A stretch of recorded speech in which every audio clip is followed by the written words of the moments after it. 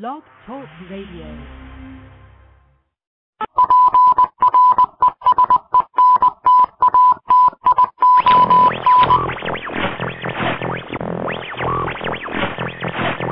Welcome. There's a time when the operation of the machine becomes so odious, makes you so sick at heart that you can't take part.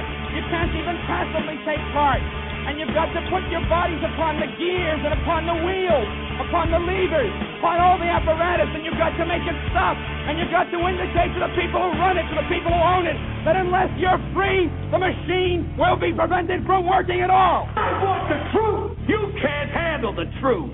As long as the Matrix exists, the human race will never be free. Start somewhere. It has to start sometime. What better place than here? What better time than now?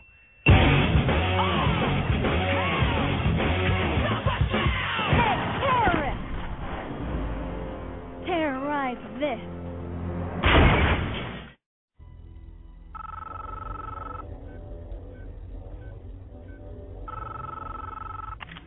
I know you're out there. I can feel you now. I know that you're afraid. You're afraid of us. You're afraid of change. I don't know the future. I didn't come here to tell you how this is going to end. I came here to tell you how it's going to begin. I'm going to hang up this phone, and then I'm going to show these people what you don't want them to see. I'm going to show them a world without you. A world without rules and controls, without borders or boundaries. A world where anything is possible. Where we go from there is a choice I leave to you.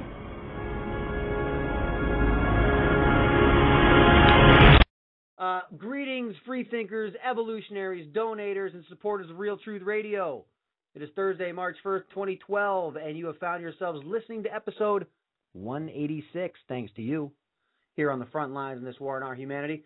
I am your host, Darren Stone, broadcasting to you live from this nuclear winter wonderland we affectionately call FEMA Region 1. Tonight's call-in number is 917-889-3064, should you decide to convey a relative thought. Because remember, kids, being black-bagged and dragged from your home at 3:15 a.m. because you typed the words weed, nuclear, or plume is not the time to make your voice heard. So remember, 917-889-3064. It's your show. Well, it's all of our shows. We share it. And that's a true story, by the way. If you do type one of those three words, the word weed, nuclear, or plume, DHS is going to be watching you. And that you can find the list of other words that they're going to watch you for in an article titled Homeland Security Searches Your Facebook for Marijuana. You can see that article posted up at the Front's Facebook page and frontradio.net. It has lists, probably about 200 other words you're not allowed to type without having Big Brother start watching you even closer, more closelier. Do we have sound now, chat room? We have sound now, don't we? I think we do. All right.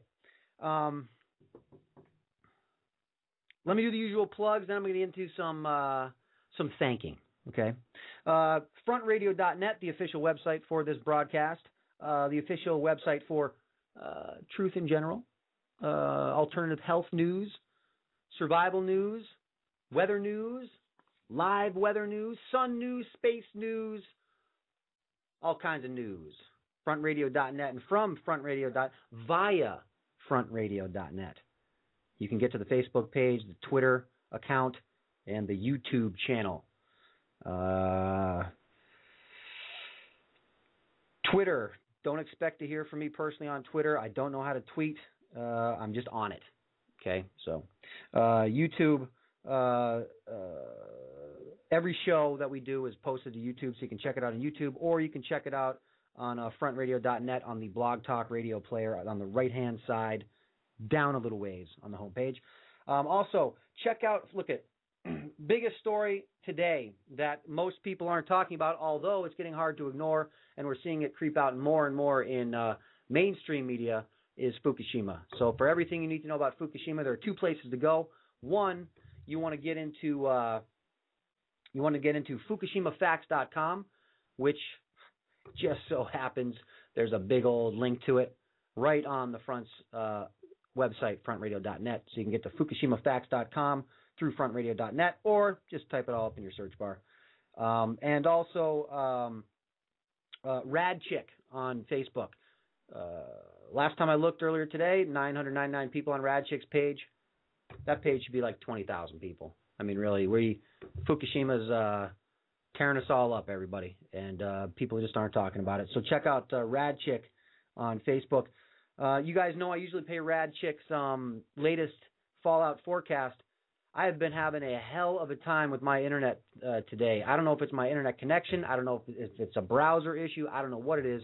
I could not rip the audio from Rad Chick's latest fallout forecast, so I apologize for that. But you can check out the latest fallout forecast, once again, on frontradio.net. It's right there when you log on, top right-hand corner. You can see it. Hit the play button. You get your latest fallout info. And also, of course, on Rad Chick's page and on the Front's Facebook page. We always post her latest updates as soon as we get our grimy, greasy little hands on them. Also, check out some other truther pages for you guys to look into. Because, look, man, we all got to hook together. We have to link up, share the info. The info is more important than all of us. Okay? The info is more important than all of us, more important than any one individual person. So check out a few pages here. Behind the Curtain, which is being run now by, you guys know her as the magical web mistress for the Front, Jules. She runs Behind the Curtain. So please go over there and like that page. You know you're going to get top-notch info. Also, you know, one of my new internet buddies, Zach, you guys have heard him calling into the show the past few broadcasts from Revolution Will Be Televised. Check out his page.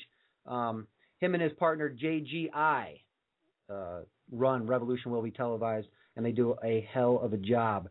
Also, Liberty for All, with the number 4, 2012 Now. So that's Liberty, the number 4, All, 2012 Now, is another great truther page on Facebook.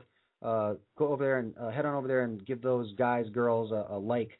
They really helped me out and were behind me this past week, and I'm going to go into that a little bit. And I don't think I'm forgetting anybody. And if I am forgetting somebody, please, I apologize. Just, look, you want me to plug your Facebook page?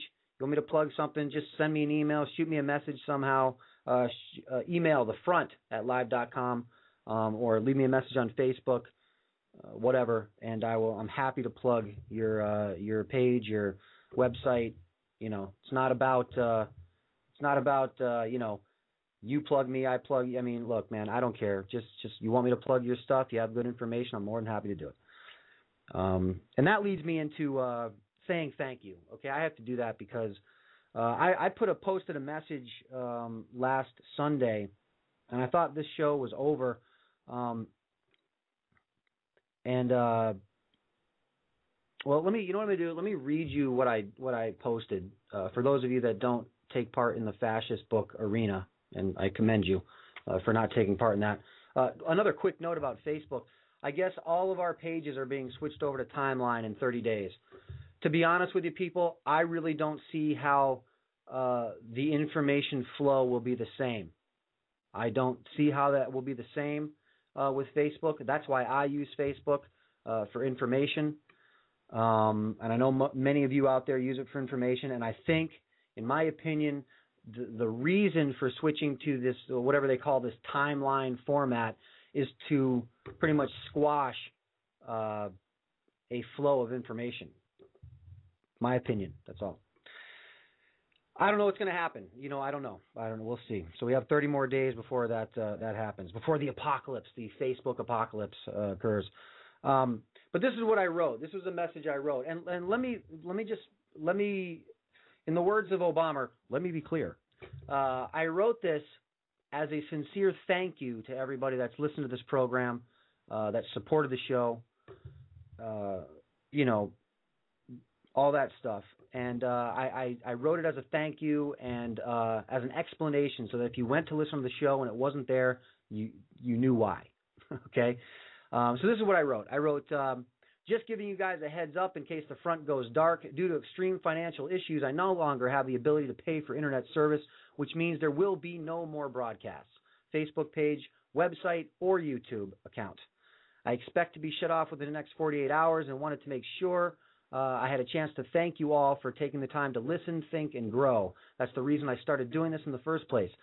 It was never to be a radio guy and build a business around the truth. I did it because I felt I had to for all of us. This is a big thing we were up against, but it pales in comparison to the potential we have to make the world a much better place. The front was just a tiny part of it, and I thank you all for being here. It means more than I can ever put into words without sounding like a cheesy Hallmark card. I'll see you all on the front lines at some point. Good luck, everyone. Know your enemy, Darren. So that was really just a heartfelt thank you and explanation if this show went dark. And, you know, the thing is, I didn't, caller, I see you there. Hang on one second. Give me a second to finish this.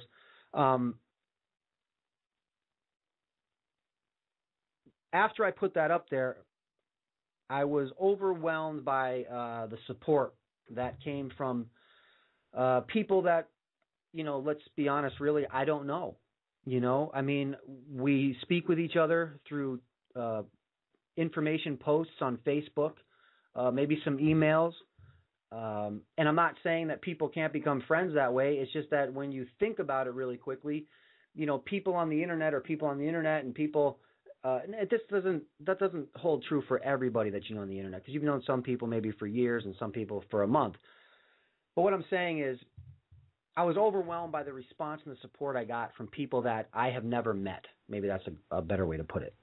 And it was pretty awesome. Everybody donated money, and I think in the end I had $375 donated to me, and that will keep this show on the air. Now, let me explain this. When I said that due to extreme financial circumstances, this show will no longer be on the air. It's not like I was going through my monthly budget and said, well, geez, I just can't swing the internet and it cost me about $100 a month, maybe a little bit under, to do this show with the account fees and the web hosting and blah blah blah blah blah blah. But it wasn't like I was going through the budget and just said, okay, I can no longer afford this. No, people, this is very important for me to do. I have foregone many things so that I knew that I would have money to spend and keep this show going. When I said extreme financial circumstances, I meant it. I was left with $23 in my bank account, okay? That's how long I waited before I decided to take this show off the air. And I wasn't going to be me. It was going to be Charter, my internet provider, that would take it off the air. And I'm not telling you this to give you like a sob story. I'm just being upfront and honest with you guys, so that you know where I'm coming from and you know where I stand and you know what the situation was. So I you know, if you ask people that know me, they're going to tell you I'm not the easiest person to help. I don't really want to take help from people, and I have a hard time doing it. I don't know why. I'll consider it a fault at this point, but you know, it was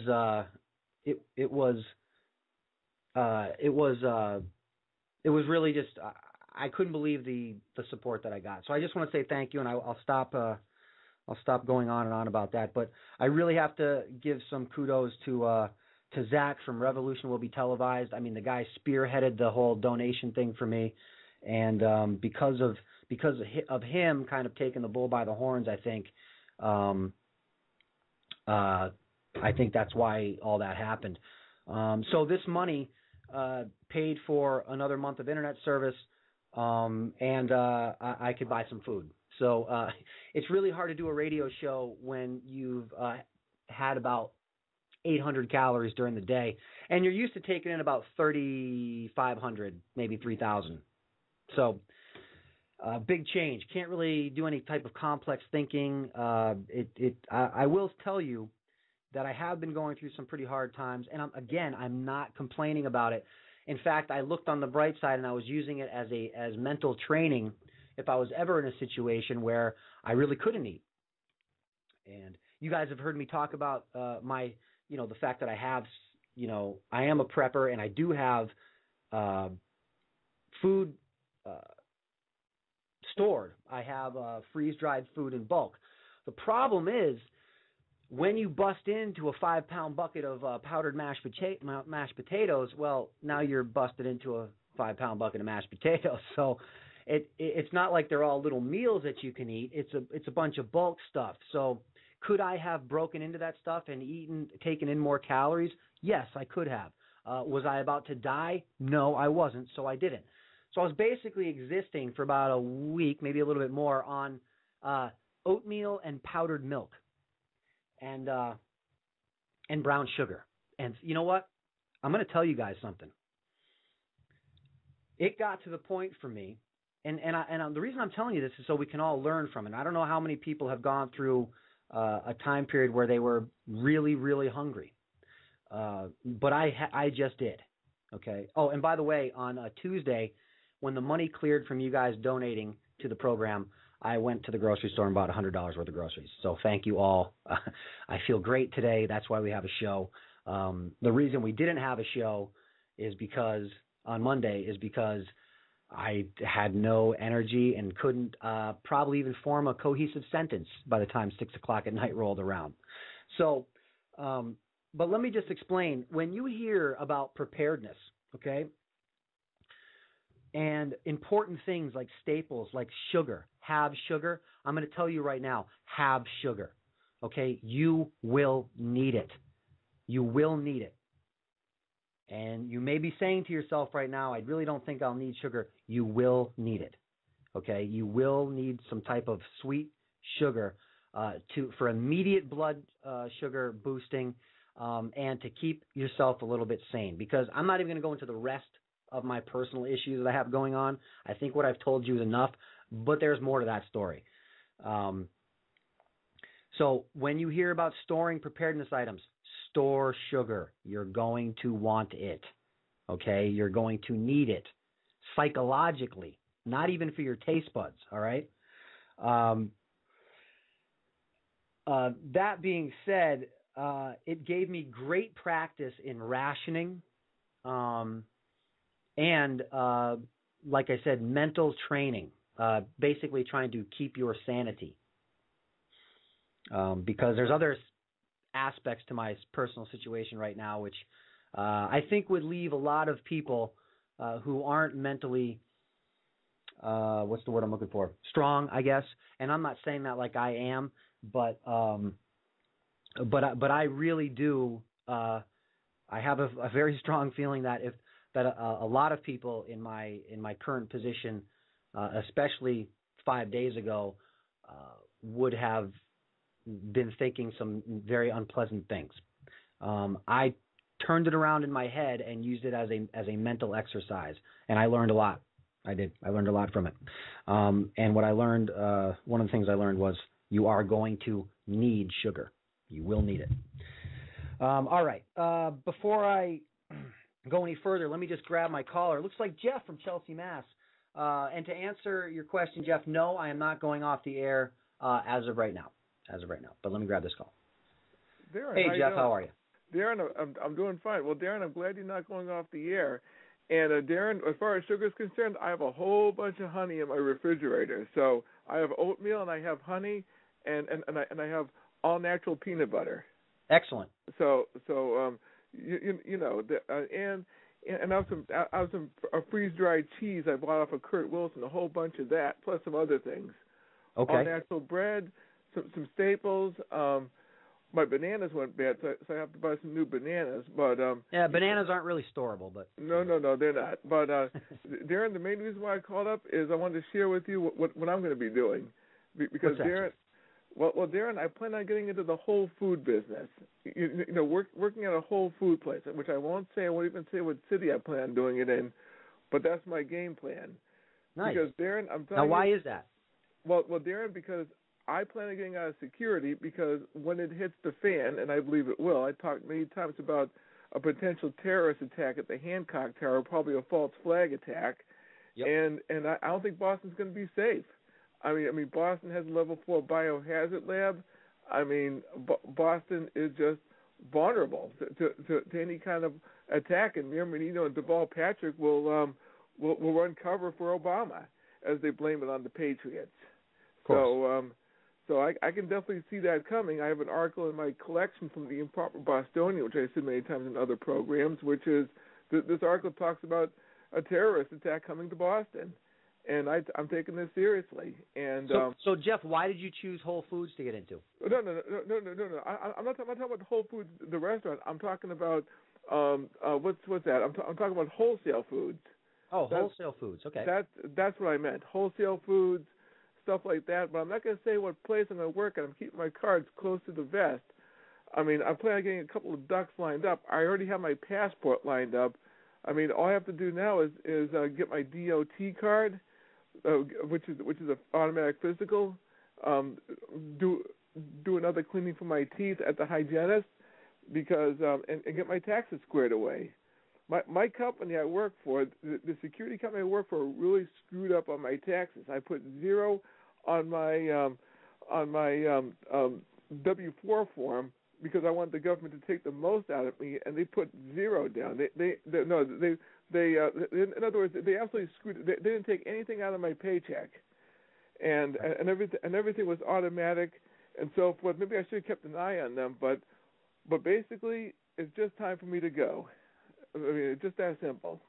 It's time for me to get out of Boston. Time for me to get out of Dodge. I believe something's going to happen before Obama gets in, and I want to get as far away from Boston as possible.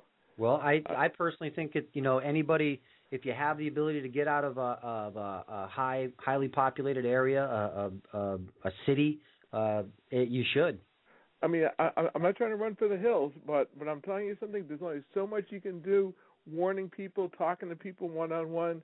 I had a chance to talk to a lot of police people about what's coming to this country and giving them the heads up. Right. So basically, I think people in Massachusetts are so enamored with these communists and so forth that I think Massachusetts is gone as a state. I mean, we are gone. And the best thing to do is to get out of the city and take care of the casualties when this stuff happens. Now, I know I sound like some kind of radical fruitcake. No, you don't. Hey, look, because I was just going to say that, Jeff. Look, I mean, NASA's put out plenty of warnings about solar flares knocking out the grid. Look, the grid goes down. You're in a city. I mean, it's going to be be cannibal chaos in a city. I mean, that's just the way it's going to be. So I think you're a smart man for getting out of the city. I really do. I mean, I live in Chelsea. Chelsea's right next to Boston, Massachusetts, and basically that's pretty much in a nutshell. But Darren, I thank you for having me on. I'll let you go. Have a good night. Jeff, have a good one. Haven't heard from you in a while. Call again. All right, so there he goes. Man with a plan, hightailing it out of the Boston area, which hey, look, a couple of reasons why that's a good thing to do. A, as the police state grows and grows, cities are going to get it the worst first.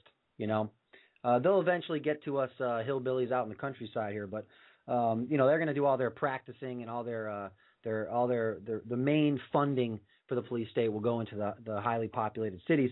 Also in Boston, it's right on the shoreline there. You do have the ever-threatening presence of El Hierro collapsing and sliding into the ocean and creating a massive tsunami. Hey, who knows? Maybe it could even be done on purpose. You never know, right? I actually get nervous I don't even want to go visit a city for a day these days because in case that happens to be the day, yes, I know that could be a little paranoid, but that's the world I live in. So I don't think that's a bad thing at all, Jeff. I think you're a smart man for getting out of the city. All right, so before Jeff called, I was thanking everybody, and I just want to say that one more time. I really, really do thank you. It was just awesome, and thank you. All right. Well, I have a bunch of stuff lined up for the program, you guys, and but as I was getting ready for the show, this story came across my field of view, And I need to share it. I need to share it because it's a story of despair, and it's a tribute to the perseverance of the human spirit. What this story is, everybody, is,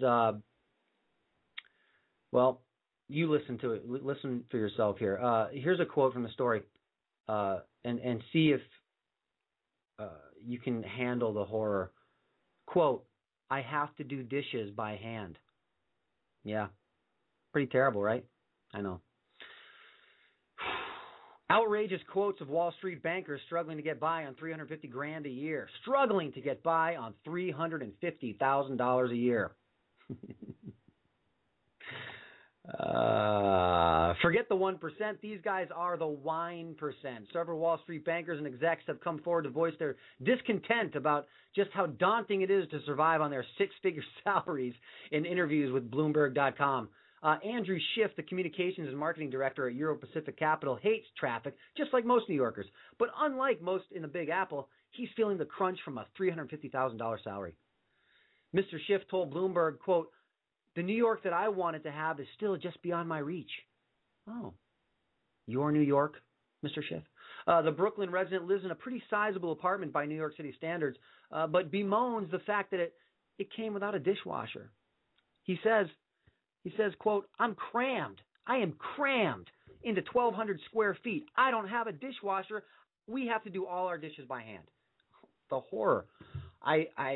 All I can picture is Mr. Schiff in a Little House on the Prairie dress, hand washing his dishes, hanging clothes on the line. He told the site that he needs 600 square foot. He needs a 600 square foot extension for the place to allow a room for each kid, 3 bedrooms, maybe 4. Imagine 4 bedrooms, you'd have the luxury of a guest room. How crazy is that? Look at it. These guys are up against it just like the rest of us. So it's about as crazy as the worries of Alan Dulgash, a partner at an accounting firm, Marks, Peneth and Schron, LLP in Manhattan. Mr. Duglash, let me see how I say his name here. Dugash, I'm just going to call him Dugash. Mr. Dugash told Bloomberg, quote, "Could you imagine what it's like to say, I've got 3 kids in private school and I have to think about pulling them out? Can you imagine? How do you do that? Wow, I can't even imagine. I mean, all I had to do was live on powdered milk and oatmeal. Jeez, I thought I had it rough." He added, "People who don't have money don't understand the stress." Well, I have a simple solution for you, Mr. Dugash. Give away all your money. Stress-free, buddy. Stress-free. Dugash said that he's been advising bankers about their expenses. He says, if you don't cut that, then you've got to cut this, he told Bloomberg. They say, "But I can't." And I say, "But you must." Investment banks hit by the falls in revenue are cutting back pay, and with at least 25% trimmed at Goldman Sachs and Barclays Capital. Meanwhile, the Wall Street cash bonus pool plummeted by 14% last year to $19.7 billion, and the pay structure of most employees has changed, reported Bloomberg. Oh, I'm sure it's all taken a turn for the worst. The average U.S. household income as a median was just shy of $50,000 in 2010, and more than, is that true? I mean, honestly, you guys, I have a real hard time believing that's even true. I could see that maybe in 2008, but in 2010, maybe, I don't know. And more than 15% of Americans now live in poverty. But Richard Shiner said that he and his wife have kept their heads above water because they have saved their money. Their heads above water. Still, Shiner, the 58-year-old real estate investor and hedge fund manager, admitted that he spends about $17,000 a year in expenses for his dogs and sold 2 of his motorcycles, according to Bloomberg. At least he still has his Porsche 911 Carrera 4S Cabriolet, 2 Audis, and his $7,500 a year membership at the Trump National Golf Club. So, look, he's cutting back. You must cut it out. I can't, but you must. But I can't, but you must. Wall Street headhunter Daniel Aberney has been reduced to coupon cutting after a traumatic drop in his income. I'm sorry, I'm laughing too hard. Mr. Aberney told Bloomberg, quote, "They have a circular that they leave in front of buildings in our neighborhood. We sit there and I look through all of them to find out where it's worth going." Wow. It's like Daniel Aberney he's venturing in the new territory. He's like, ooh. He walks out of his Manhattan apartment and peers to his right and sees a pamphlet on the stack on the ground, and he says, "Ooh, what is this strange pamphlet?" He picks up and goes, "Oh, savings, coupons. I've never known. It's a whole new world for Mr. Aberney. He's exploring. He even cut out his annual ski trips to Tahoe and Aspen to save money." Well, I had to do the same thing, so I can relate. For people like Mr. Schiff, the PR marketing executive, it's all about the triumphs of achievement. He told the website, I wouldn't want to whine. All I want is the stuff that I've always thought growing up that successful parents had." I hope you got a kick out of that, because I did. All right. So look, they're feeling it just like us, everybody. So, so leave those guys alone, you occupiers, you meanies. All right. Another quick blurb. I don't know if you guys are aware of this, but there's a whole lot of resignations coming from CEOs and top execs at world banks across the country, across the world. 80 resignations in the past 6 months. 81, if you count one that happened about 8 months ago. I'm not going to go into the details of that. The list is posted on the Front's website and the Facebook page, frontradio.net. So you can see the list of resignations from over 80 top executives and CEOs from world banks.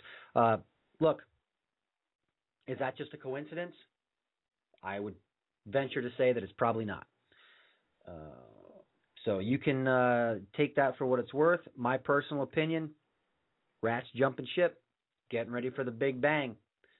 Look, all of these things, with the exception of Fukushima, all of these things that are inundating us in the headlines these days are a distraction. The grand finale, the big show, okay, barring some unforeseen natural event, the big show is the collapse of the world economy. And if you notice, that's what they're distracting you from 24/7.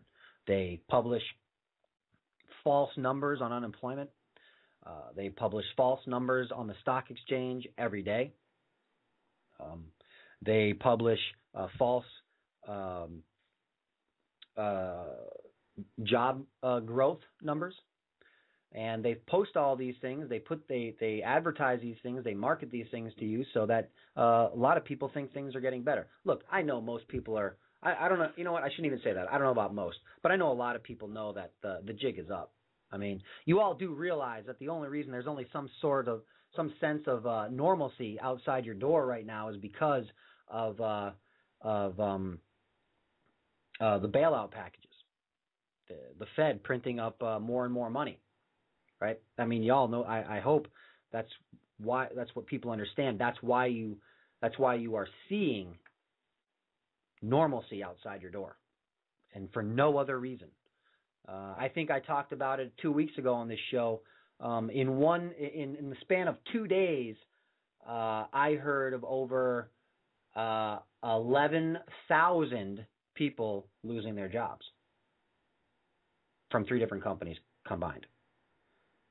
Maybe not all those jobs might not have been in America, but a good percentage were.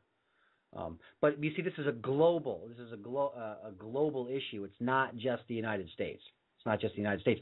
And one of the reasons why we may have gotten to this situation, besides the reasons that we all know of, is the way that the whole debt system is structured. And so if you listen to people like, have you guys ever heard of this guy, John Perkins? He calls himself an economic hitman. If you go to YouTube, search out John Perkins, watch Confessions of an Economic Hitman, I think the way the world works, loan-wise, through the central banking system, through the World Bank system, through the IMF, you will get a much clearer understanding as to why there's poverty in this world. Poverty in this world is forced. It's forced. It's chosen. They decide to keep this area in poverty and allow this area to flourish for their own interests. Once they're done with this area flourishing, well, then they can start driving it down into poverty. It doesn't really matter to them. They don't really care. Okay? They don't care about you. They don't care about human life. They don't care about anything. So I have a short clip from John Perkins, a 2-minute clip here, where he gives you just a real quick basic outline of how loans to countries work. And before I go into that clip, I posted a story about your water bills are all going to I think it was to triple, I shouldn't say that. Your water bills will be increasing if you're on city and town water. Your water bills are going to be increasing all across the country. The excuse is to. Oh, I'm sorry. I see another caller on the line. Sorry, man. I did not see you there. I'll grab you 1 second. The excuse is the water bills are going to go up due to infrastructure costs. Now, infrastructure is always the excuse for raising your rates. It's always infrastructure. And yet they really don't do anything about infrastructure. Hold on. Let me grab this call. I believe this must be Zach. Hello, Zach. Hello, are you there? Hello? Okay, guess he's not there. Maybe I grabbed him as soon as he went into a bad phone zone. Sorry about that if you did that. Call back. So here, let me play this quick clip from John Perkins. He'll give you a quick overview of how business rolls. And now you'll know why Greece is the way it is. And so next time you hear some bozo saying, oh, it's the Greek people's fault, no, it's not. It's not their fault, not even a little bit, just like it's really not our fault, okay? The only fault is we trusted. We trusted. We trusted in the things we were told. We trusted in the system that we were supposed to believe in, okay? That's the only fault of ours. So here, check this clip out from John Perkins. We economic hitmen really have been the ones responsible for creating this first truly global empire. And we work many different ways.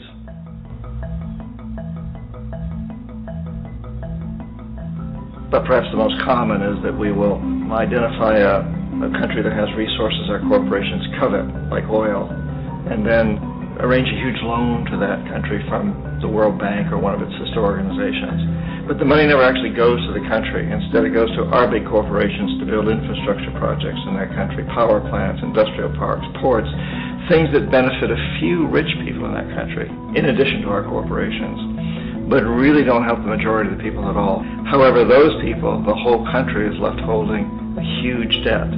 It's such a big debt they can't repay it, and that's part of the plan, that they can't repay it. And so at some point, we economic hitmen go back to them and say, listen, you lost a lot of money, can't pay your debt, so sell your oil real cheap to our oil companies.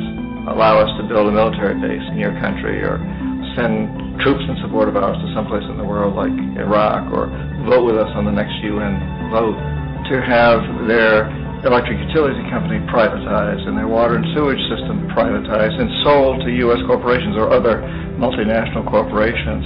So there was a whole mushrooming thing, and it's so typical of the way the IMF and the World Bank work. That you put a country in debt, it's such a big debt it can't pay it, and then you offer to refinance that debt and pay even more interest.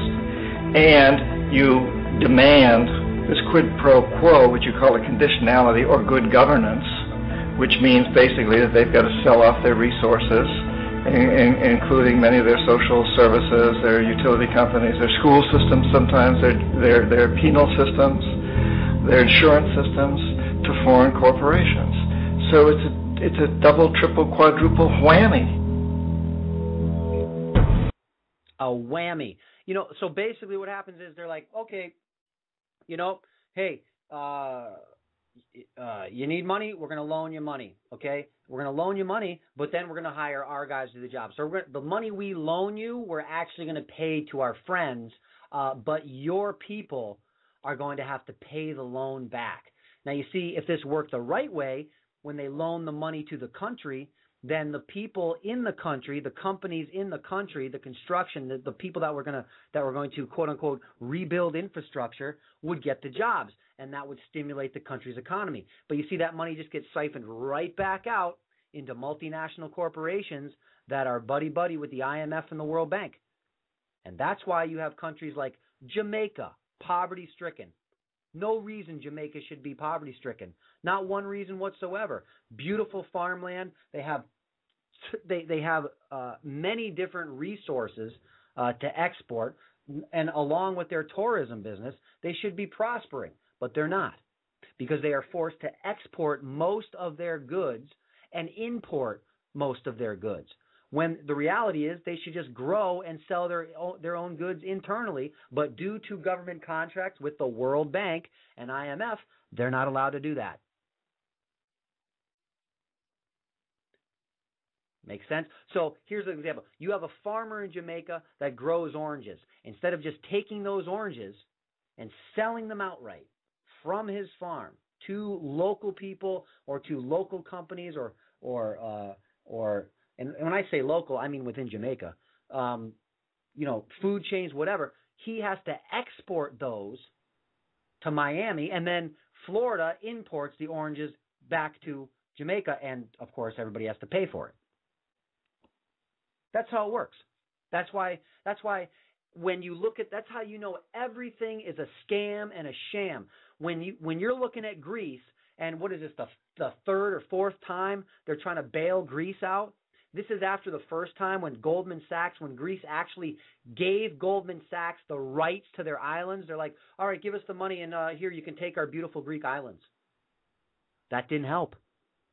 We're now on time number 3 or 4 where Greece needs a bailout. So you see, it's all a sham. So then when you see the stock market go up that on one day or for the week or whatever, based on bailout talks or positive economic loan discussions for Greece, it's a bunch of crap.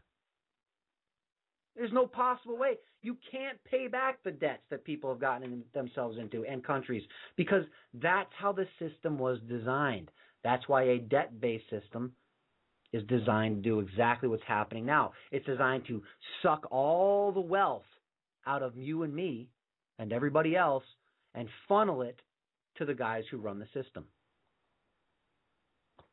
Pretty simple, right? Pretty simple. All right. So speaking of things getting, let's say wealth and freedom getting extracted from normal, good-meaning individuals, I'm going to cover an article by my internet buddy, Scott Snitzer. That's right. You guys may have seen him post some stuff on the Front's Facebook page. He writes quite lengthy in his posts. He's not in the chat room tonight. Don't know where he is. But Scott just wrote his first article for Madison Rupert's website, End the Lie. And it was a really good article, and Scott's a good guy, so I wanted to cover his article. And I agree 100% with what he wrote. So let's check this out, everybody. This is his first attempt here. The name of the article is The Extortion of Freedom's Trial. President George W. Bush's famous 2001 quote, "They hate us for our freedoms," reverberates a decade later as we are confronted with two simple questions. What freedoms do they hate us for, and what civil liberties have the American people lost to protect those self-same freedoms? President Bush's 2001 speech also included, quote, "We will direct every resource at our command, every tool of intelligence, every instrument of law enforcement, every financial influence, and every necessary weapon of war to the destruction and defeat of the global terror network." Fast forward to 2012, your tax dollars are now funding that global terror network known as Al-Qaeda, who we are fighting side by side with and funding in Libya and now Syria.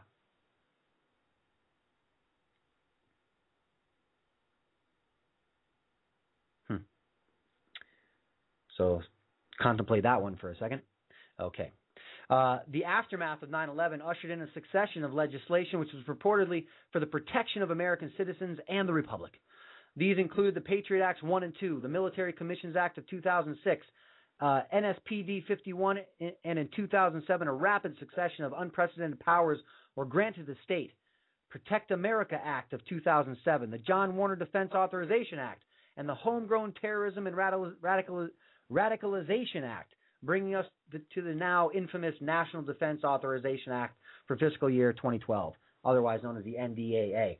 I mean, look at all those acts, those acts to save you from terrorists who, in this article I have for a little bit later in the program, which lists the 10 leading causes of death in America, guess what? Guess what's not on there? Terrorism. That's right. All right. So, anyways, back to Scott's article here. President Obama, who harshly criticized the Patriot Act as a candidate, renewed it, citing that, quote, any delay of the complete and absolute renewal of the act or even the addition of a singular privacy protection would endanger American lives. You know what endangers American lives? Sending Americans to invade foreign countries for false reasons. That's what endangers American lives.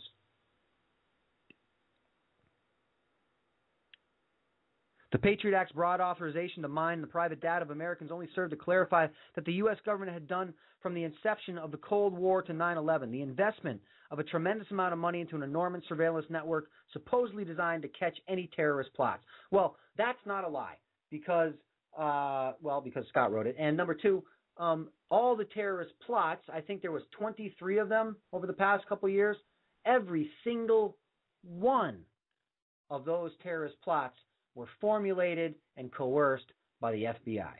And that's actually in mainstream media, and you can look that up. But when the talking head bimbo on Fox gets on the channel tonight, she'll tell you about the latest terrorist plot that was thwarted. All right, I think we have Zach back on the line. Hello, Zach. Are you there? What's going on, Darren? How are you? Hey, buddy. Did I call you as you were going through did I pick up as you were going through a no phone zone? No, I'm getting close though. I don't want to take up too much of your time, man. I want to let you do your thing tonight since your first night back. I just want to tell you I appreciate what you do, man, and we're glad to have you back, and I'm glad you're back up on the air, dude. I mean, I couldn't have seen you not doing the show, you know, so because it's your passion, man. So. Well, I appreciate it, man, and like I told all the listeners earlier in the show, I thanked you personally for pretty much grabbing the bull by the horns and spearheading the donation project, which I really wasn't my intent in writing that message, you know. So I just, again, thank you for doing that, really. Hey, man, you don't have to thank me. You know, I haven't done anything. So, you know, Thanks to JGI, too. Yeah. I just got off the phone with him, so. But, I just want to say real quick, there was a guy today hit us up on our page. We posted a video about how Al-Qaeda was being funded by, some rebels are being funded by America and France. And this guy said, well, you know, if you're being killed by Assad, blah, blah, blah, you're going to need help. You'll take help from whoever. You know, and I basically explained to him that, you know, we don't support either side, but of the lesser of two evils would be to stay with Assad, because look at Libya. Libya is in shambles. They were better off with Gaddafi. Was Gaddafi good? Is Assad good? Was Saddam good? No, they're not. They're propped up dictators by this government. Now this government is collecting on them. So, you know, and they're using Al-Qaeda under the guise of the Free Syrian Army. People got to get this through their head. Is Free Syrian Army basically Al-Qaeda. They're funded with allied powers, money, weapons, with NATO, you know, and you know, for people to come and come at us about, you know, that we are like Fox News. The guy compared us to Fox News, you know. Yeah. It's very laughable. But my thing is people like this guy are still asleep. Let's wake up. Let's get some research going here. Let's, on a mainstream record, Al-Qaeda is created by CIA, by U.S. and CIA. Oh yeah, I've played clips of Hillary talking about it openly. You know. Absolutely, and people still can't see this. I mean, let's wake up and see what's going on here. You know, they're using this as using Al-Qaeda as a tool to destabilize an entire region, and then take away our freedoms here at home. You know, I can't. Go ahead. No, I was going to say, you know, the guy said, you know, well, you'll take anybody's help if you're under the tyrannical rule of Assad, who all of a sudden became a horrifying dictator, just like Gaddafi and who's the guy from Egypt? I'm blanking on his name. Mubarak. Yeah, Mubarak. Yeah. I mean, you know, all of a sudden these guys, you know, so the guys like we take anybody's help, but like you said, look at the track record. You know, that would be like hiring Godzilla for an urban renewal project. You know, well, hey, let's check out the guy's, you know, let's check out his resume. Well, you know, that place didn't look too much better after you got done with it. What people don't understand is they come in and they destroy these countries. Then they give these no-bid contracts to all these contractors that work for the government so they can buy up all the land. They get all that land, all those buildings, and they basically own a country. Right, which is what I was just talking about. So they'll go in, they'll destroy the infrastructure, they'll destroy the country, and then they'll come in, they'll loan the country money. They'll hire their multinational corporations to come in, do all the work. The people are left with the bill, and once you're stuck drowning in debt, you're under the thumb of the World Bank and the IMF, central bank system, NWO, blah, blah, blah, whatever you want to call it. Absolutely. And people have got to stop being naive and wake up to this stuff, man. This is, you know, it's one of those things where you can't stress the people enough to see this kind of thing. If you don't see it, God help you. If you don't see this stuff going on right in front of your face and connect the dots, it's so easy to connect. Take your head out of the TV from American Idol or Dancing with the Stars and just connect the dots. I mean, it's right there. Even your ignorant, dumbed-down mainstream media gives you the facts right in front of your face, and you still can't put two and two together to see that this is what they do. You know, it's so, you know, people are so just, they don't care. Like I said, if it's not happening in their backyard, you know, they don't care. But you know what? You know, maybe that's more it, you know, and I'm not saying, I think a lot of people actually just don't get it at all. But the reason they don't get it is because they don't bother to look and to actually just take a second to think. But even if they do get it, I think a lot of people just say, hey, screw it, man, because, you know, I don't live in Syria, so I don't really care. Yeah, you know, but what they don't understand is that there's an agenda to this. You know, you will care because the same thing is happening to you right now. You just don't want to admit it. Well, the thing is how ignorant people are when they say that it's not happening right here. It doesn't affect us. Yes, it does affect you. People are crying to the president about lowering gas prices. The president can't lower gas prices, and none of the candidates that are running or none of Congress can even come close to lowering gas prices. Why? Because they're not going to lower them. These big corporations, these mega banks, they're out to break you. This is engineered. Yeah. This is done on purpose. And if you don't think that it can affect you here at home, look at what's happening where gas is going up, where all this is going on with Iran and Israel and Syria and China and Russia, and it's not affecting you here at home. Well, that's why you're paying $5-6 a gallon for gas in a lot of places now. Plus, these, like I said, these corporations, they are doing this is engineered on purpose by design. The Federal Reserve, derivatives, Siegel being dismissed. All this is done on purpose. It's an agenda to destroy the economy. When gas goes up, the dollar goes down, gold goes up. This is inflation. This is what this is. This is inflation. Exactly. Why would they want to destroy the economy, man? They use dollars just like us. They've got more gold and oil. And another thing, too, that I learned not too long ago, is that Gaddafi had an aquifer underneath the desert that would have supplied water and grown crops for an entire region in northern Africa. And they were after this because it will create billions in revenue, whoever controls it, a year. It's the new blue gold. You know, you control food and water, you can bring a nation to its knees. You control life. Yeah. You control life. Yep. So, these are things that people need to wake up and start realizing when they say it doesn't affect me and it doesn't matter and this and that. Just get your head out of your ass for 2 seconds and start reading a few things, and you'll be fine. You'll start putting the dots together, and then we can unite. That's the thing. If we got to get, liberty for all now, 2012. Yeah, I plugged that page. I'm kind of losing you, but I'll talk in case you come back. I was going to say, my remark was sarcasm about, them using dollars too. Why would they want to destroy the economy? But the thing is, you just, there goes Zach, he dropped. But the thing is, they don't care about your dollar. They don't care because whatever is introduced, whatever currency system is introduced, just like they did in India for 1.2 billion people, it's going to be much easier for them to control and much less easier for you to control. So they don't care about the dollar going away. In fact, the dollar going away only helps their cause. And if you're starving on the street, they don't care. They don't need you. In fact, if you're a vagrant on the street or your family's hit the skids and you're living in your car and they could pass an ordinance in your local town where you can't do that, well, then you're just going to help fund the privatized prison system or the KBR civilian internee camps. It's a win-win for them. They don't care. They don't care. They don't care. All right.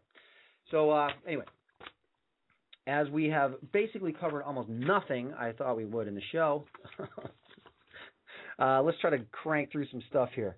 Let me see. All right.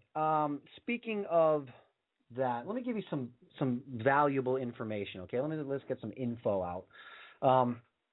Here's 5 reasons you should never agree to a police search, even if you have nothing to hide. Do you know what your rights are when a police officer asks to search you? Do you? If you're like most people, you probably don't. It's a subject that a lot of people think they understand, but too often our perception of police power is distorted by fictional TV dramas, sensational media stories, silly urban myths, and the unfortunate fact that police themselves are legally allowed to lie to us. They are legally allowed to lie to you. And I also covered in this program, they are absolutely 100% not legally bound to help you. What they are responsible for is creating revenue. So keep that in mind before you dial 911, okay? Or you decide to get the cops in and you think they're going to come and be on your side for some minor dispute, okay? They're going to be on their side, not yours. The other thing is, this article just mentions distorted by fictional TV dramas. Did you ever think to yourself, why is it that over the decades that television has been out, there has been a constant stream of doctor shows, lawyer shows, police shows? Doctor shows, lawyer shows, police shows. Doctor shows, lawyer shows, police shows. It's all to ingrain this mythical perception of police and the law and the legal system and the medical industry. Police are there to save you. They're always there to save you. The legal system is always, it's justice. It's a justice system when it's anything but just. And the medical system always saving people, which I have this article here, the number one cause of death in the United States, and I've mentioned this before, these are just the latest stats from the CDC. The number one cause of death in the country is conventional medical care. So you see, all these shows really are, with your favorite cute actor in it, all these shows really are is just PR. That's all it is. It's PR for these organizations, for these institutions. It's just public relations. That's all it is. That's it. All right. So here, let's go over these 5 reasons you should never agree to a police search. If we come away with one thing from this evening's show, at least we'll know why we should not agree. So it says, whether or not you ever break the law, you should be prepared to protect yourself and your property just in case police become suspicious of you. Let's take a look at one of the most commonly misunderstood legal situations a citizen can encounter. A police officer asking to search your belongings. Most people automatically give consent when police ask to perform a search. However, I recommend saying no to police searches, and here are some reasons why. See, we have to understand all these terms in legal speak mean something different than the perception you have been given that they mean. And that's one of the reasons for these television shows. In fact, this is really the main reason for television in the first place. Well, one of the main reasons. The other is to beam an electronic signal into your head. And if you think that's not true, just do some research on ELF waves. All right, so here we go. Number one, it's your constitutional right to say no. The Fourth Amendment to the U.S. Constitution protects us against unreasonable searches and seizures unless police have strong evidence, which is probable cause, to believe you're involved in criminal activity. They need your permission to perform a search of you or your property. You have the right to refuse random police searches anywhere and anytime, so long as you aren't crossing a border checkpoint or entering a secure facility like an airport. Don't be shy about standing up for your own privacy rights, especially when police are looking for evidence that could put you behind bars. Number two, refusing a search protects you if you end up in court. It's always possible, and here's one of the main reasons, if you refuse a search, you'll probably drop anything they leave. Even if they decide to put your hands behind your back, throw in your cruiser, take you down to the police station, you'll probably be let go with no issue because they have nothing on you.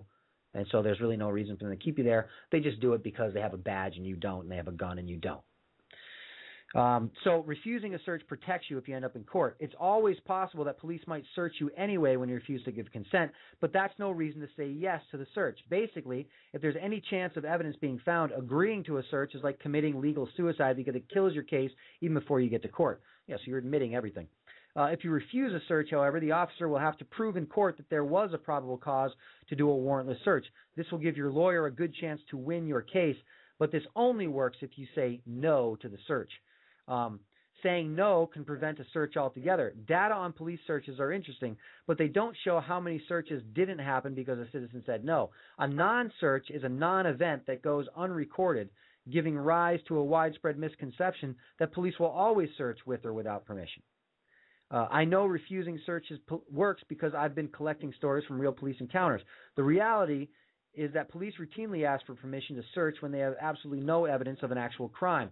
Of course, because like I said, they are responsible for revenue generation. Okay? And arresting you and incarcerating you is generating revenue. Not for you, but the fines you'll incur will generate revenue. I know refusing. Okay, so if you remain calm and say no, there's a good chance they'll back down because it's a waste of time to do searches that won't hold up in court anyway. That's true. Number four, searches can waste your time and damage your property. That's true too. Do you have time to sit around while police rifle through your belongings? Police often spend 30 minutes or more on vehicle searches. See, because once you say yes, now you can't leave. Now you can't leave. Now you're stuck until the officer gives you permission to leave, until he's done doing his search. If you try to leave, then you're going to be, obstructing police work, they like to call it. And who else? I mean, who knows what else they can drum up on you. Police often spend about 30 minutes or more on vehicle searches and even longer searching homes. You certainly can't count on officers to be careful with valuables or to put everything back where they found it. If you waive your Fourth Amendment rights by agreeing to be searched, you'll have few legal options if any property is damaged or missing after the search. They could also end up shooting your dog. I mean, how many more videos do we have to see of police officers shooting people's dogs for no reason? Of course, the reason given is the dog was, the police officer felt threatened. But, obviously these guys have no training in breeds of dogs. I've seen Cocker Spaniels shot because the officer said the dog was aggressive. I've seen Basset Hounds shot because the officer said the dog was aggressive. Irish Setters golden retrievers. I mean, if you know anything about breeds of dogs, none of these dogs are aggressive breeds at all. At all. So number 5, you never know what they'll find. Are you 100% certain there's nothing illegal in your home or vehicle? You can never be too sure. Perhaps a little roach could be sticking to your shoe that you stepped on the street and wind up on the floorboard of your car. I don't know how that got there. A careless acquaintance could have dropped a baggie behind the seat. Try telling a cop it wasn't yours, and they'll just laugh and tell you to put your hands behind your back. If you agreed to the search, you can't challenge the evidence. But if you're innocent and you refuse the search, your lawyer has a winnable case. Remember that knowing your rights will help you protect yourself, but no amount of preparation can guarantee a good outcome in a bad situation. Your attitude and your choices before, during, and after the encounter will usually matter more than your knowledge of the law. Stay calm no matter what happens, and remember that you can always report misconduct after things settle down. Look, if you had any run-in with the police in the last year, 2 years or so, more often than not, you're going to find a guy or a girl that wants to escalate a situation. Now, why would they want to escalate a situation? Are they just an a-hole? Maybe. Maybe they are. I would venture to believe, though, the reason that they try to escalate these situations is for revenue generation. See, if a police officer is generating revenue, he has job security. Pretty simple. So if he escalates or she escalates the situation and you get a little mouthy or whatever, or however they want to try to railroad you or get you into a bad situation, they'll do it. And of course, here come the fines, maybe a prison sentence. I don't know what will happen, but it will result in money out of your pocket. I think any of us that have had any run-ins with the law are well aware that it's usually never free. All right, so there we go. There's 5 reasons to not to agree. Now, and the other thing is this.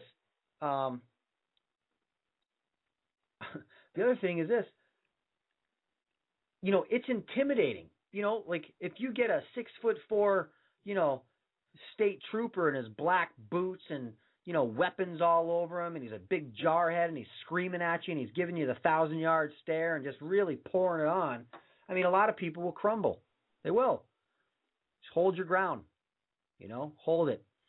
When we had the tornado here, I had an officer that fit that description charge at me and get right in my face. I mean, an inch from my face was his face. I'm 5'10", so he was looking down at me. An inch from my face, screaming in my face to do something. He said, do something. Make a move. Say one more thing, and I'm taking you down. And I stood right up in his face and just stared at him. I didn't say anything because I wasn't going to give him a reason to try to put me on the ground, because I wasn't just going to flop on the ground. Would I have gotten my butt kicked? Probably. But I wasn't going to give him a reason to do it. I stood there. And what did he have to do? In front of all the people that were watching, he had to turn around and walk away.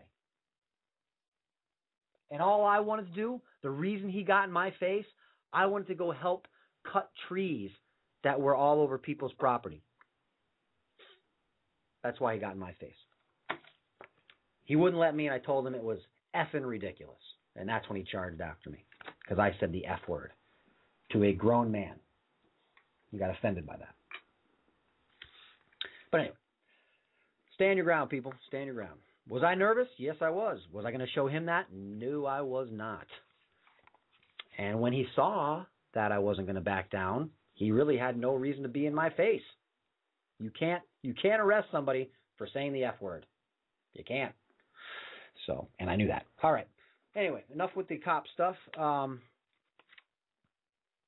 Let's get on to some more positive news here, all right? Let's go over some health news with some vitamin D stuff. Deficiency, vitamin D deficiencies. Wintertime, big time of the year for the vitamin D deficiency. That's why a little Hit the tanning booth every once in a while isn't a bad thing, people. Don't believe the hype. It's not that bad. Creates a little vitamin D synthesis. It's good. It'll make you feel good. If you do it and you feel better, there you go. Right?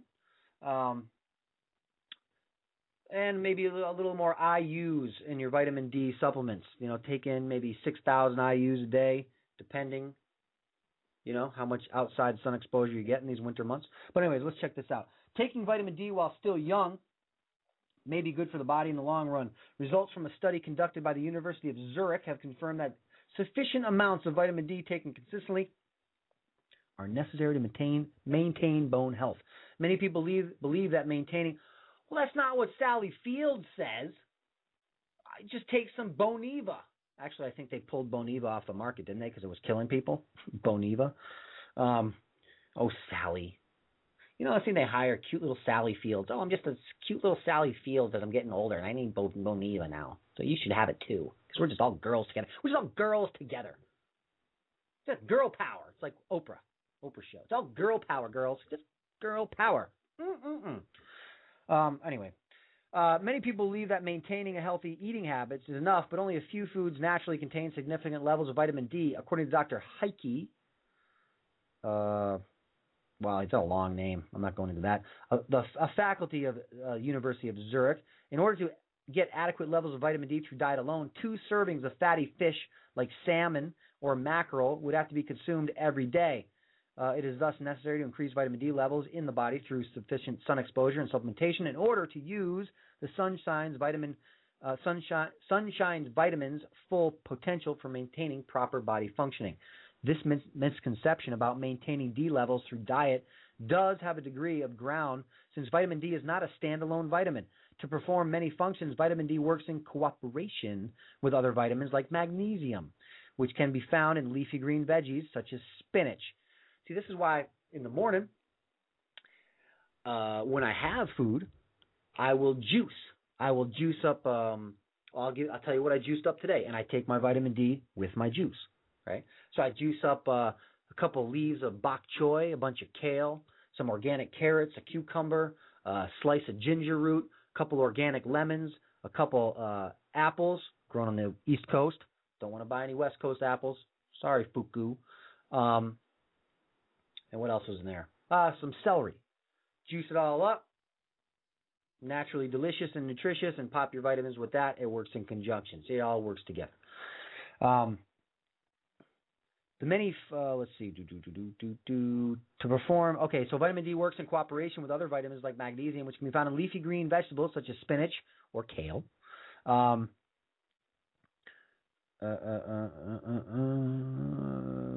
Let's see. This unique characteristic of vitamin D has contributed to the management of many chronic illnesses. The many faces of vitamin D. Decades ago, healthcare professionals thought vitamin D was only good for keeping healthy bones and teeth. Recent advances in science, however, have put this vitamin in the spotlight by revealing its multifaceted role in the proper functioning of the human body and its ability to lower the risk of illness not formally associated with it. Despite the recent revelations about the potential of vitamin D, it appears that not everyone appreciates this discovery. The current lifestyle of working indoors has contributed to the growing number of vitamin D deficiency cases worldwide. This is compounded by the fact that not everyone is aware that he or she may be vitamin D deficient.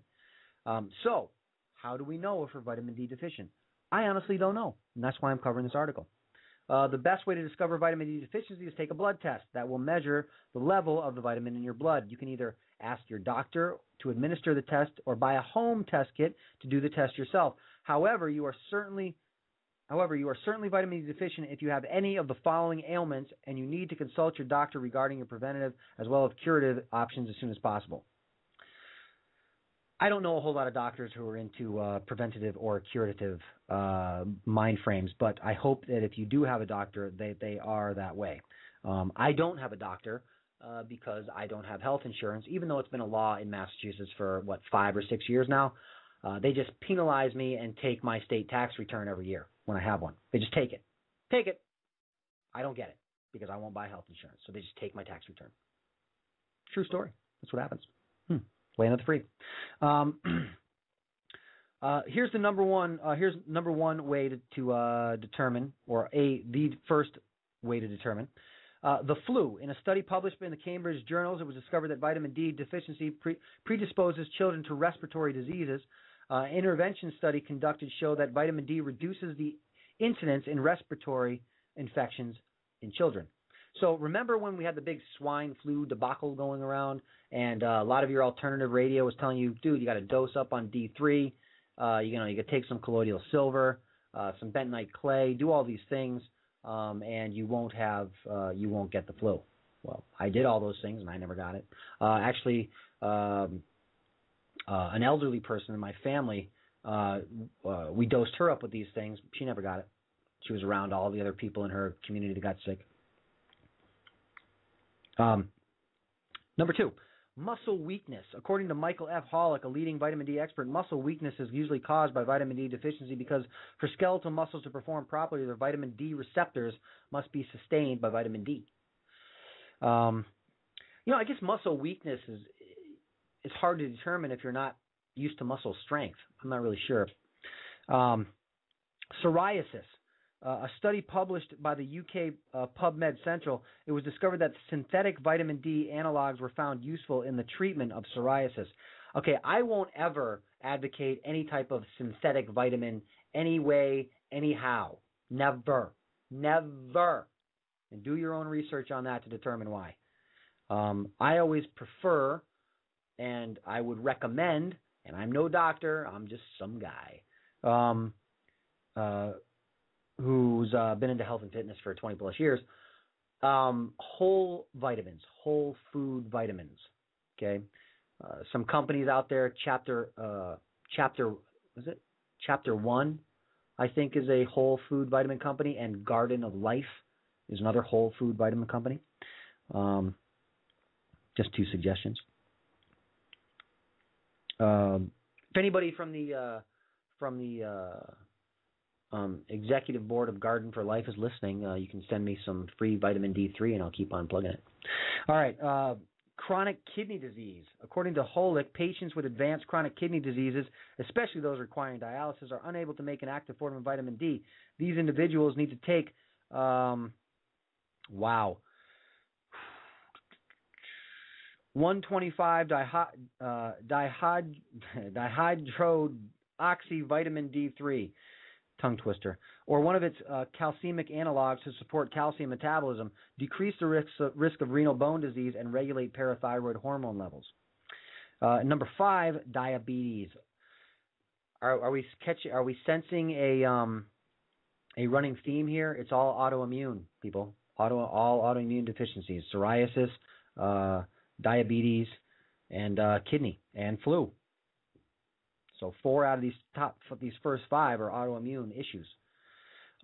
Diabetes, a study conducted in Finland, was featured in Lancet.com, in which 10,366 children were given 2,000 international units a day of vitamin D3 per day during their first day of life. The children were monitored for 31 years. Wow. And in all of them, the risk of type 1 diabetes was reduced by 80%. That's a hell of a study. 31-year study? I don't even know if I believe that, to be honest. But, well, anyway. It doesn't, look, take your vitamin D3 anyway. Asthma. Number 6, vitamin D may reduce the severity of asthma attacks. Research conducted in Japan revealed that asthma attacks in school children were significantly lowered in those subjects taking a daily vitamin D supplement of 1,200 international units a day. Wow. See, I take a whole lot more than that. I'm taking like 8,000 right now because I barely see the sun with this winter thing going on. Periodontal disease. Those suffering from this chronic gum disease that causes swelling and bleeding gums should consider raising their vitamin D levels to produce defenses and let me see this. Cathelicidine compounds that contain microbial properties and lower the number of bacteria in the mouth. All right. Cardiovascular disease. Congestive heart failure is associated with vitamin D deficiency. Research conducted at Harvard University among nurses found that women with low vitamin D levels had a 67% increased risk of developing hypertension. Number 9, schizophrenia and depression. These disorders have been linked to vitamin D deficiency. In a study, it was discovered that maintaining sufficient vitamin D among pregnant women enduring childhood was necessary to satisfy the vitamin D receptor in the brain, integral for brain development and mental function maintenance in later life. And number 10, cancer. Save the best for last, right? Researchers at Georgetown University Medical Center in Washington, D.C. discovered a connection between high vitamin D intake and reduced risk of breast cancer. You can also, ladies, can reduce your chance of breast cancer by eliminating deodorants that contain aluminum. Pretty short journey from your armpit to your breast in your lymphatic system. So look at the research concerning aluminum in deodorants and breast cancer. Very thin skin in your armpit too. Your glands are right under that thin skin. It's almost like we've been completely set up, isn't it? I mean, really, isn't it like that? It's hard not to think that way. It's hard to think that all of these things are just an accident. So cancer. Researchers at Georgetown University Medical Center in Washington, D.C. discovered a connection between high vitamin D intake and the reduced risk of breast cancer. These findings, presented at the American Association for Cancer Research, revealed that an increased doses of the sunshine vitamin were linked to a 75% reduction in overall cancer growth and a 50% reduction in tumor cases among those already having the disease. Of interest was the capacity that vitamin supplementation to help control the development and growth of breast cancer, especially estrogen-sensitive breast cancer. So there you go. Prevention is proactive. I mean, it's just a vitamin. Oh, comment in chat from Jules. Aluminum has been found in tumors. Well, there you go.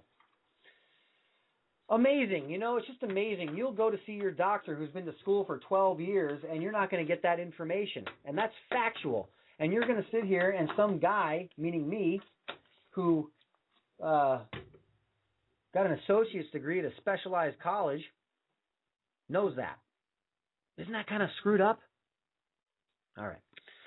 All right. I'm going to wrap the show up with this funny story. I call it, the article is Cops Tasered with Their Own Stun Gun by Alleged Robber. I call it 4 guys, 3 tasers, and a pistol whipping.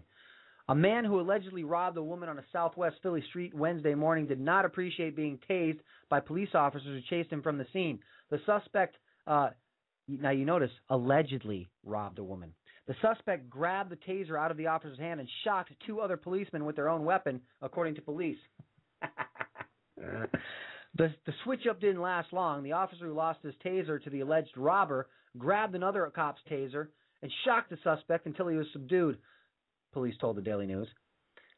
According to police, the 25-year-old Alexander Wade robbed a 37-year-old woman on a street in southwest Philly on 7:30 a.m. Wednesday, reports the Daily News. Wade allegedly took $150 from the woman, then repeatedly pistol whipped her and slammed her head against a nearby house, police say. After Wade ran away, the victim ran to a friend's house and called police. Police officers in the area heard the call go out with Wade's description and saw Wade walking on Glenmore Street near 65th Street, reports the Daily News. I guess the description was medium-build black man.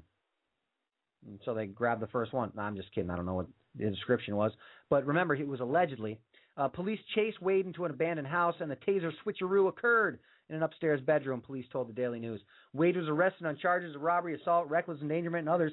He was brought to the hospital of the University of Pennsylvania for treatment, police say. The woman who Wade allegedly pistol-whipped was also brought to the same hospital for treatment. Now, you think about this, all right? Let's just think about this story for 1 second. The guy, the alleged assailant, pistol-whipped the victim. The cops see a guy matching the description. They get out, try to get him. He doesn't take too kindly to that type of treatment, so he actually grabs a taser out of one cop's hand and tases 2 other cops. My question is, where's the guy's pistol that he supposedly pistol whipped the lady with? And I don't think in this day and age, any officer approaching some guy on the street who's reported to have a pistol is going to approach the subject with their tasers out. We all know it's everything, it's complete overkill now. I'm surprised they didn't have SWAT surround the guy and come barreling down 65th Street in their urban assault vehicle, guns a-blazing. But no, they just want to. So probably what really happened was they just grabbed the first guy who vaguely fit the description, tried beating him up. The guy got the tasers away, and now this guy's in trouble too. But you see, these guys are all about revenue generation. So it doesn't matter if they got the right guy. They just got a guy.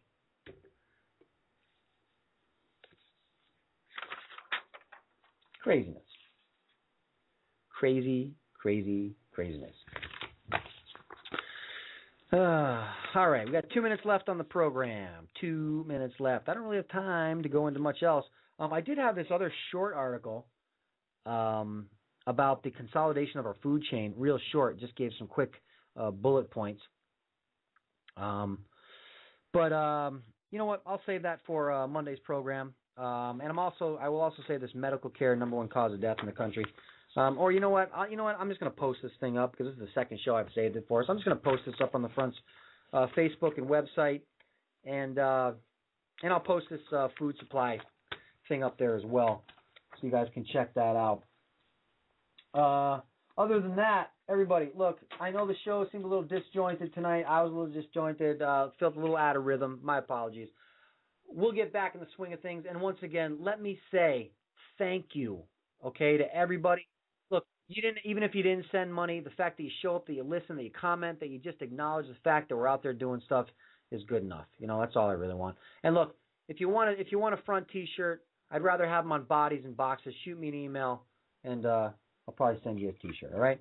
So the front at live.com, thefront@live.com. So on that note, everybody, look, have a great weekend. Stay safe. Remember the important stuff. All right. And I will see you all on Monday. And take these words of wisdom to heart. Your choice is simple. Join us and live in peace, or pursue your present course and face obliteration. We shall be waiting for your answer. The decision rests with you.